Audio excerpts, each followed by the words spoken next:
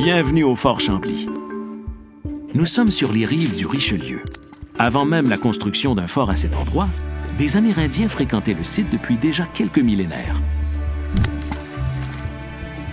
Pour assurer leur suprématie sur le Richelieu, les Français ont érigé 3 forts en palissade de bois pour finalement construire un fort en pierre. Celui dans lequel vous vous trouvez est une réplique construite sur les fondations de l'époque. Vous êtes ici, dans l'une des 2 boulangeries du fort, celle du bastion sud-est.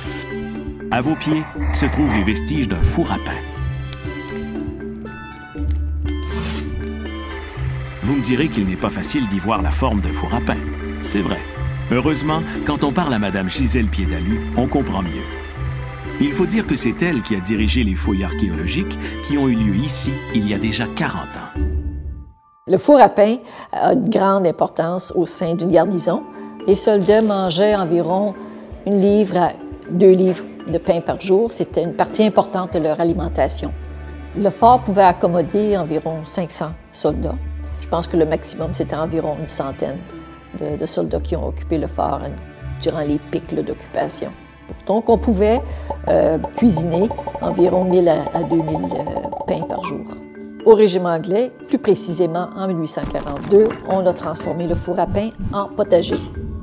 Un potager, c'est une structure en pierre ou en brique dans laquelle on insérait des chaudrons en métal pour faire bouillir de la nourriture. Après avoir consulté des cartes et des livres anciens, les archéologues ont d'abord cru qu'ils ne trouveraient que 2 forts en bois sur le site. Puis, ils en ont découvert un 3e. Les fouilles réservent souvent des surprises.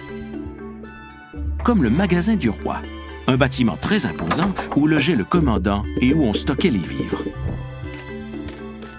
Ils ont aussi découvert sur le site la cafetière égoïste, une pièce très rare.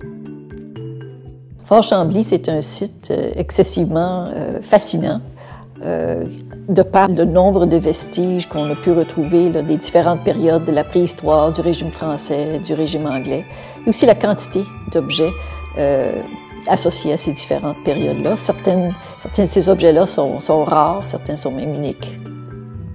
Encore aujourd'hui, la fouille est la seule technique qui permet d'être en contact avec la ressource culturelle. Mais les archéologues disposent maintenant d'outils technologiques qui facilitent leur travail.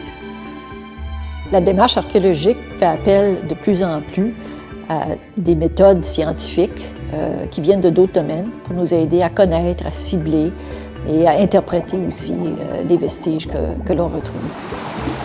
C'est grâce aux multiples découvertes faites par les archéologues que vous découvrirez comment se passait la vie au Fort Chambly. Bonne visite!